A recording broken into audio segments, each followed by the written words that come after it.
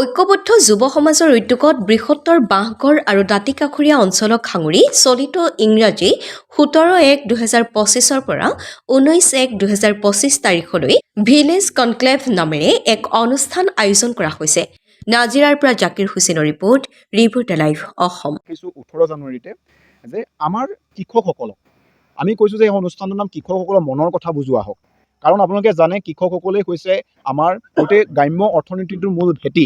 আৰু আপোনালোকক জনাবলৈ পাই খুব ভাল লাগিছে যে প্ৰগতি কৃষি পামৰ যিজন স্বত্বাধিকাৰী তিলেশ্বৰ সন্দিকৈ বুলি কয়, তেওঁ আমাৰ গাঁৱৰে আচলতে আমাৰ অঞ্চলৰে এজন বিশেষ ব্যক্তি আছিল। আৰু তিলেশ্বৰ সন্দিকৈ ডাঙৰীয়াৰ উপস্থিতিত আমি কৃষকসকলৰ মনৰ কথা বুজোৱা এটা অনুষ্ঠান কৰিব লৈছোঁ। সেই অনুষ্ঠানটোত আমাৰ স্থানীয় যিবিলাক আচলতে আজিৰ তাৰিখত প্ৰতিষ্ঠিত বিভিন্ন ক্ষেত্ৰত আজি আপোনালোকক জনাবলৈ পালে আমাৰ নিৰ্মল দাই আছে। নিৰ্মল দা আমাৰ স্থানীয়ৰে আছিল। তেওঁ এটা খুব আজি ভাল এজন গুড এণ্টাৰপ্ৰেনাৰ। তেওঁলোকৰ নিচিনা বিশেষ ব্যক্তিবিলাক আমাৰ অঞ্চলত আচলতে বহুত মানুহে কাম কৰি আছে। সেই মানুহবিলাকৰ উপস্থিতিত আমি কৃষকসকলৰ লগতে আমি কেনেধৰণে আমাৰ অৰ্থনীতিটো সবল কৰিব পাৰোঁ তাৰ এক আচলতে খুব ধুনীয়া আলোচনা চক্ৰ অনুষ্ঠিত হ'ব। সেই অনুষ্ঠানত তিলেশ্বৰ সন্দিকৈৰ নেতৃত্বত সেই আলোচনা চক্ৰ হ'ব। সেই আলোচনা চক্ৰত আমাৰ জাংচাই এথেনিক্স বুলি কয়, আপোনাৰ ডিব্ৰুগড় হয়, তেওঁ খুব আচলতে এজন উদ্যমী বিশেষ ব্যক্তি। তেওঁৰ নেতৃত্বত প্ৰায় 15-20খন তাঁতশাল, তেওঁ তাতে আহোমৰ সাজ পোছাকৰ লগতে গামোচাৰ পৰা আৰম্ভ কৰি গোটেই কামবিলাক কৰি আছে। তেওঁ হয়তো আপোনালোকে কেইদিনমানৰ আগত দেখিব পাৰে আমাৰ কেন্দ্ৰীয় মন্ত্ৰী সৰ্বানন্দ সোণোৱালৰ তেওঁৰ পেজত তেওঁৰ গোটেই ষ্টৰিটো মানে তেওঁ যিখিনি কাম কৰিছে সেইখিনি আপলোড হৈছে।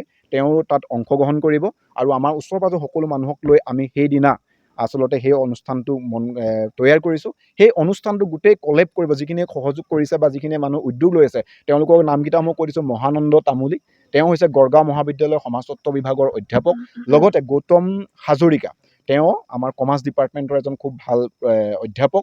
তেওঁলোকৰ সহযোগত আমি ভৱিষ্যতে কেনেদৰে ভিলেজ টুৰিজিমত আমি কৃষকসকলক সংযোগ কৰি বা স্থানীয় ব্যৱসায়ীসকলক যিবিলাকে কাম কৰি আছে বিভিন্ন ক্ষেত্ৰত তেওঁলোকক লৈ কেনেকৈ আমি এই সামগ্ৰী অঞ্চলটোক এখন টুৰিষ্টৰ কাৰণে আচলতে আমি বা ভৱিষ্যতে স্কুলৰ ছাত্ৰ ছাত্ৰীক দেখাব পৰাকৈ এটা পৰিৱেশলৈ নিব পাৰোঁনি তাৰ এটা আমি পৰিকল্পনা কৰি আহিছোঁ। তাৰে এটা অন্তৰ্গত অনুষ্ঠান হৈছে সেই কৃষকসকলৰ মনৰ কথা বুজোৱা আহক অনুষ্ঠানটো। তাৰ লগতে আমাৰ এই গোটেই কথাখিনি আমাৰ অনুষ্ঠানৰ মূল বিশেষত্ব। আৰু তাৰ পাছতে আমাৰ 19 তাৰিখে আপোনালোকক জনাবলৈ পাই খুব ভাল লাগিছে, আমি আমাৰ অতীত ইতিহাসটোক বিচাৰি ফুৰিছোঁ। আমি কৈছোঁ যে আমি আমাৰ ইতিহাস এইবাৰ নিজেই লিখিম। তাৰমানে আমাৰ কথাটো অনুষ্ঠানটোৰ এটা বিশেষত্ব এইটোৱে, আমাৰ ইয়াত অঞ্চলটো আপুনি জানে এইখন এখন খুব ভাল বিদ্যালয় আছিলে, এখন ৰাজহুৱা খেলপথাৰ আছে, বাঁহগড় ৰাজহুৱা খেলপথাৰ অনুষ্ঠান আছে। ঠিক তেনেকৈ আমাৰ বাঁহগড়ত এটা ফুটবল টীম আছিলে। আমাৰ ইয়াতে দুজোৱা বিহু আছিলে, মৰমজান বিহুলি বিহু, এজোৱা আমাৰ গাভৰুসকলে এজোৱা জেং বিহু আছিলে। এখন আমি কৈছোঁ আগতে নাট্য সমাজ আছিলে, প্ৰগতি কৃষি আমাৰ কি বুলি কয় পাপৰি নাট্য সমাজ। আমি 19 তাৰিখে পুৱা 9 বজাৰ পৰা সকলোকে লৈ আমি এটা গেট টুগেডাৰ কৰিব বিচাৰিছোঁ। যিসকল সাংস্কৃতিকভাৱে আছিলে, যিসকলে বাঁহগড় ফুটবল টীম আছিলে, যিসকলে বাঁহগড় ৰাজহুৱা খেলপথাৰখনতে বাঁহগড় স্কুলখনত প্ৰতিষ্ঠা কৰিছিলে, তেওঁলোকক লৈ আমি এটা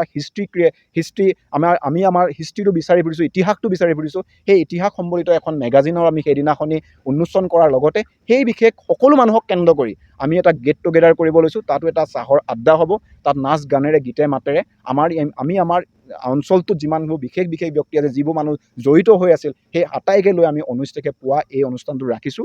আৰু সেইদিনাই সন্ধিয়ালৈ আমি এটা বাৰেৰহণীয়া সাংস্কৃতিক অনুষ্ঠানৰ লগতে আমি 3 দিনত কি কথা পাতিলোঁ তাৰ ওপৰত আমাৰ ভৱিষ্যতৰ পৰিকল্পনা আমি ৰাইজক উদ্দেশ্যি জনাম। লগতে আমি এটা ৰিপৰ্ট কাৰ্ড তৈয়াৰ কৰিম আৰু অনাগত দিনত আমি এই অনুষ্ঠানে ভিলেজ কনক্লেভে কিখিনি কাম কৰিব বিচাৰোঁ, কেনেধৰণে আমি আমাৰ অঞ্চলটোক আমাক কেতিয়াবা ক'বলৈ ভাল লাগে যে আজিৰ পৰা এবছৰ পাছত যদি 50জন বিশেষ ব্যক্তি আমাৰ এই অঞ্চলৰ টুৰিষ্ট আহি যে চাবলৈ আহে, তেনেকুৱা এটা পৰিৱেশৰ আমি সপোন দেখোঁ। আৰু সেই সপোন লৈ ভিলেজ কনক্লেভ আৰু আমি তাৰ পাছতে এটা অনুষ্ঠান আপোনাক এটা কথাই জনাই থওঁ যে ভিলেজ কনক্লেভে কি দিব বুলি যদি ভাবে, আমি 12 মাহত 12টা অনুষ্ঠানৰ ৰাখিছোঁ।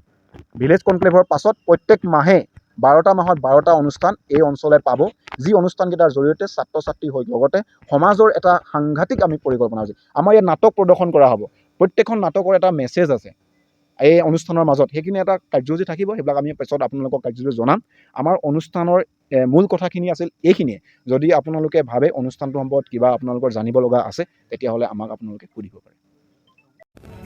Reporter live Assam.